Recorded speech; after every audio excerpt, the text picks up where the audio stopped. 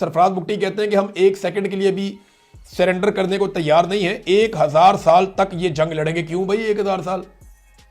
वजीर आला जनाब आपको बनाया सूबे का, आप बताएं 1 हफ्ता, 2 हफ्ते, 4 हफ्ते, 2 महीने, कितना टाइम चाहिए दहशतगर्दी खत्म करने के लिए? ये दहशतगर्दी जो एक SHO की मार थी, ये दहशतगर्दी के चंद सरफराज बुट्टी मिल जाए तो ये दहशतगर्दी खत्म हो जाए। सवाल ये पैदा होता है कि ये दहशतगर्दी 1000 साल तक आप इससे लड़ने के लिए तैयार है, क्यों? क्या बलूचिस्तान के लोगों का अमन से जीने का हक नहीं है? क्या उन्हें उनके हकूक नहीं मिलने चाहिए? और मामला क्या है? देखें, ख्वाजा आसिफ भी ये कहते हैं, बाकी लोग भी अब ये कहना शुरू हो गए हैं और ये हड़तरमी के साथ कहते हैं। बल्कि सरफराज बुट्टी ने यह बात की, मुझे बड़ी तकलीफ हुई। उन्होंने कहा जी बलूचिस्तान का मसला सियासी नहीं है, इसका अस्करी हल है। यही बात जुल्फिकार अली भुट्टो यही बात करते थे किसके बारे में? बांग्लादेश के बारे में। ये लोग कहते थे कि बांग्लादेश का कोई सियासी मसला नहीं है, वहां पे कोई और ही चीज चल रही है, उसका अस्करी हल है, फौजी हल है, वहां पे निकाल लिया फौजी हल, मुल्क ही तोड़ दिया पकड़ के। अब बलूचिस्तान में भी एग्जैक्टली वही बात कर रहे हैं। मैं नहीं कहता कि ये वही नतीजा निकलेगा। बांग्लादेश हमसे बहुत दूर था, बीच में पूरा एक मुल्क पड़ता था इंडिया, यहां हमारी सरहद एक साथ है, मिले हुए हैं। बलूचिस्तान 3 सूबों के साथ जुड़ा हुआ है, ऐसा नहीं है। लेकिन फिर भी यार, फॉर गॉड सेक, इसी तरह के घटिया स्टेटमेंट आपने उस दौर में भी दिए थे कि जनाब ये सियासी मसला नहीं है, ये अस्करी मसला है और इसका फौजी हल है। जनाब फौजी कोई हल नहीं होता। फौज को आप सिर्फ इस्तेमाल करते हैं चंद जगहों पे, चंद मौकों पे।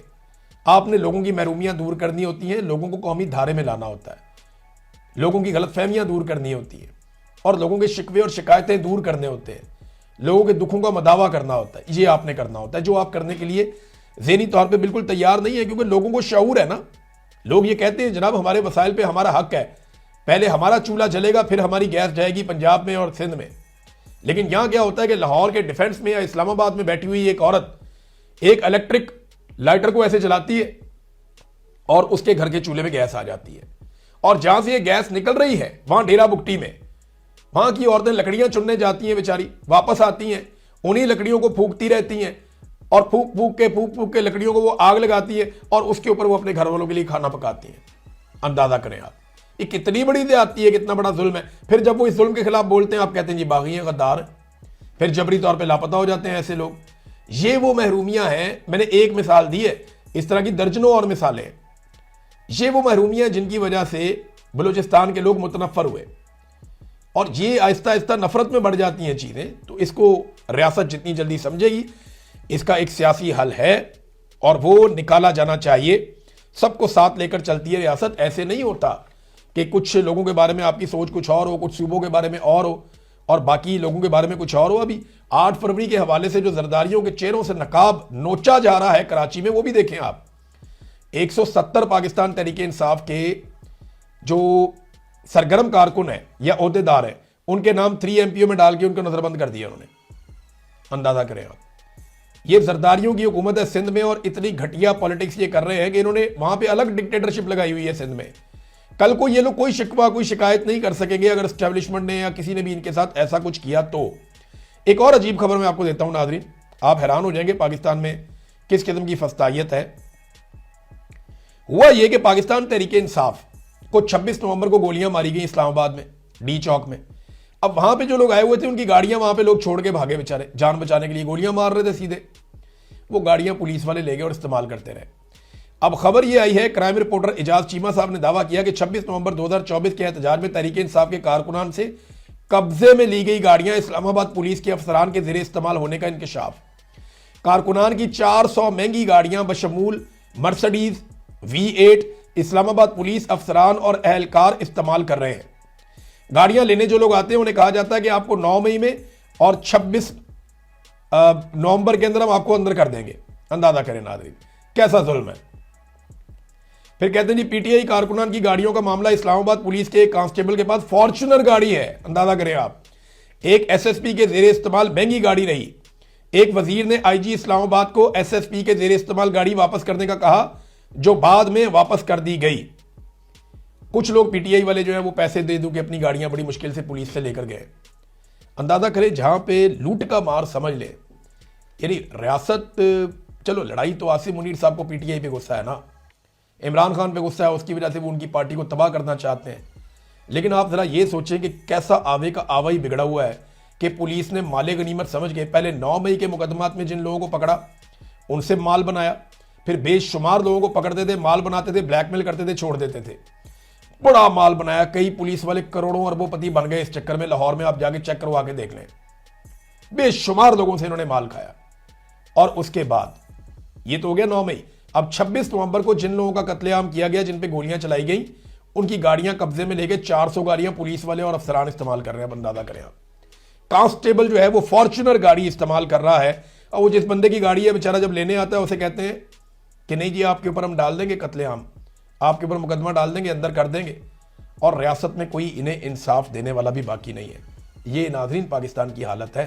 नाजरीन एक और खबर आई है और ड्रॉप साइट की ये न्यूज़ है। वो ये कहते हैं कि इमरान खान के बेटों को वीज़ा देने से पाकिस्तान ने इनकार कर दिया, उन्हें वीज़ा नहीं मिला। और ये दावा कर रहे हैं कि जमाइमा ने भी इसकी तस्दीक की है और इसको इंसानी हकूक़ की खिलाफ वर्जी करार दिया जा रहा है। मामला यही है कि पाकिस्तान की रियासत इस वक्त नहीं चाहती, या मिलिट्री एस्टेब्लिशमेंट आसिम मुनीर साहब ये नहीं चाहते कि इमरान खान साहब से अभी किसी की मुलाकात हो और इमरान खान साहब के स्टेटमेंट, उनके बयानात बाहर आएँ, क्योंकि बहुत सारी चीज़ें पेंडिंग है ना। फिर इमरान खान साहब मौक़िफ़ देंगे तो आसिम मुनीर साहब के लिए और उनकी बनाई हुई सरकार के लिए मुश्किलात पैदा हो जाएंगी। नाज़रीन सऊदी अरब ने एक और बड़ा अच्छा कदम उठाया और मोहम्मद बिन सलमान ने जिस तरीके से हैंडल किया है खित्तर के मामलात को, वो एक्सेप्शनल है। ख़ास तौर पे जैसे उन्होंने यमन के मामलात को हैंडल किया, जैसे उन्होंने डोनाल्ड ट्रंप को इनकार किया और बड़े ज़बरदस्त तरीके से उन्होंने हैंडल किया इस सारे मामले को कि जब तक फ़लस्तीनी रियासत नहीं बन जाती तब तक मैं अब्राहम अकॉर्ड पे दस्तखत नहीं कर सकता। ये बहुत मुश्किल था उनके लिए। उनके अमेरिका के साथ, डोनाल्ड ट्रंप के साथ ज़ाती और बेहतरीन ताल्लुकात हैं, लेकिन यहाँ पे उन्होंने एक अपने उसूली मौक़िफ़ के ऊपर खड़े होने का मुजाहरा किया। फिर सूडान के बारे में, लीबिया के बारे में, सोमालिया के बारे में, यमन के बारे में सऊदी अरब ने ये बताया कि ज़ाती मफादात से ज़्यादा वो खित्ते के मफादात के बारे में सोच रहे हैं। ये एक अच्छी लीडरशिप की निशानी है। सऊदी अरब ने अमेरिका और ईरान तनाज़े के पुरअमन हल की कोशिशों की हमायत कर दी है। और इसके ऊपर सऊदी अरब रियाद से ये खबर आई है कि सऊदी अरब ने अमरीकी मीडिया की इन खबरों की तरदीद की है जिनमें दावा किया गया था कि मुबैना तौर पर रियाद ने वाशिंगटन पर ईरान के खिलाफ फौजी कार्रवाई के लिए दबाव डाला है। हालांकि सऊदी अरब ने पहले भी कहा था कि हम अपनी सरजमीन इस्तेमाल नहीं होने देंगे ईरान के खिलाफ, बल्कि ईरान के साथ उनका रब्ता भी हुआ। और उसके बाद अब वो ये कह रहे हैं कि हम अमन के लिए किरदार अदा करना चाहते हैं और हम ये चाहते हैं कि अमन के लिए कोशिश की जाए और ऐसी हर कोशिश की हम हमायत करेंगे। नाज़रीन काफ़ी ज़्यादा खबरें हैं मेरे पास, ये मैं आपको नेक्स्ट वीलॉग में दूंगा। लेकिन पाकिस्तान ने बलूचिस्तान में जो भारत ने किया, उसके बाद भारत के साथ क्रिकेट मैच खेलने से इनकार कर दिया वर्ल्ड कप में। मैच खेल के उनको शिकस्त देते तो ज़्यादा बेहतर था। ये काम तो भारत किया करता था और पाकिस्तान ये कहता था कि आप खेलों को सियासत में ना लाएं और इख्तलाफात की नज़र ना करें, खेलों के मैदान को खेल का मैदान ही रहने दें, उसे जंग का मैदान ना बनाएं। ये पाकिस्तान का एक मौक़िफ़ हुआ करता था माजी में। लेकिन अब पाकिस्तान ने खुद इनकार किया कि वो भारत के साथ क्रिकेट नहीं खेलना चाहता। ख़ास तौर पे जो बलूचिस्तान में भारत ने हमला किया, तो क्या इतना काफ़ी है? अगर तो पाकिस्तान को पूरा यकीन है कि भारत ने पाकिस्तान के ऊपर हमला किया और इतना कत्लेआम किया है, तो फिर पाकिस्तान को जवाब देना चाहिए ना। ईंट का जवाब पत्थर से देना चाहिए। ये खेल के मैदान के अंदर तो कोई फ़र्क नहीं पड़ेगा। यहाँ पे तो वैसे नुकसान बहुत हो जाएगा, आईसीसी का बहुत नुकसान हो जाएगा, क्योंकि यही सबसे बड़ा मैच होता है पाकिस्तान का और भारत का। जब ये मैच नहीं होगा तो आप समझें वर्ल्ड कप एक तरफ और ये मैच एक तरफ। जब ये मैच नहीं है तो फिर कुछ भी नहीं है। अब तक के लिए इतना ही। अपना ख्याल रखिएगा, अपने चैनल का भी। अल्लाह हाफ़िज़।